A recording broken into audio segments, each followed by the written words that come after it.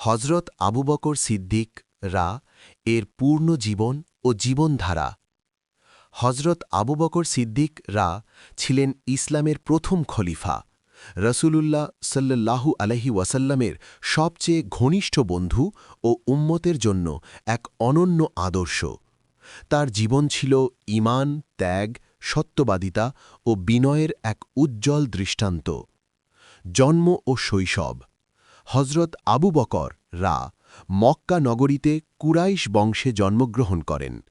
শৈশব থেকেই তিনি ছিলেন শান্ত স্বভাবের, ভদ্র ও সত্যবাদী। মূর্তি পূজা, মদ্যপান ও অসৎ কাজ থেকে তিনি সব সময় দূরে থাকতেন। ইসলাম গ্রহণ। রসূলুল্লাহ সাল্লাল্লাহু আলাইহি ওয়াসাল্লাম নবুয়ত প্রাপ্ত হওয়ার পর সর্বপ্রথম যারা ইসলাম গ্রহণ করেন তাদের মধ্যে হজরত আবু বকর রা অন্যতম। কোনো দ্বিধা ছাড়াই তিনি ইসলাম কবুল করেন এবং সারা জীবন ইসলাম প্রচারে নিজেকে উৎসর্গ করেন। জীবনধারা ও চরিত্র। তিনি ছিলেন অত্যন্ত সাদাসিধে ও বিনয়ী। সম্পদ থাকলেও নিজে বিলাসিতা করতেন না। দরিদ্র, এতিম ও দাসদের মুক্ত করতে নিজের সম্পদ ব্যয় করতেন। সব সময় সত্য বলতেন। এই জন্যই তাকে সিদ্দিক উপাধি দেওয়া হয়। রসূল সাল্লাল্লাহু আলাইহি ওয়াসাল্লামের প্রতি ভালোবাসা। হিজরতের সময় তিনি রসূলুল্লাহ সাল্লাল্লাহু আলাইহি ওয়াসাল্লামের সঙ্গে গুহা সাউরে আশ্রয় নেন। নিজের জীবনকে বিপদের মুখে ফেলে নবী সাল্লাল্লাহু আলাইহি ওয়াসাল্লামকে রক্ষা করাই ছিল তার জীবনের সবচেয়ে বড় সৌভাগ্য।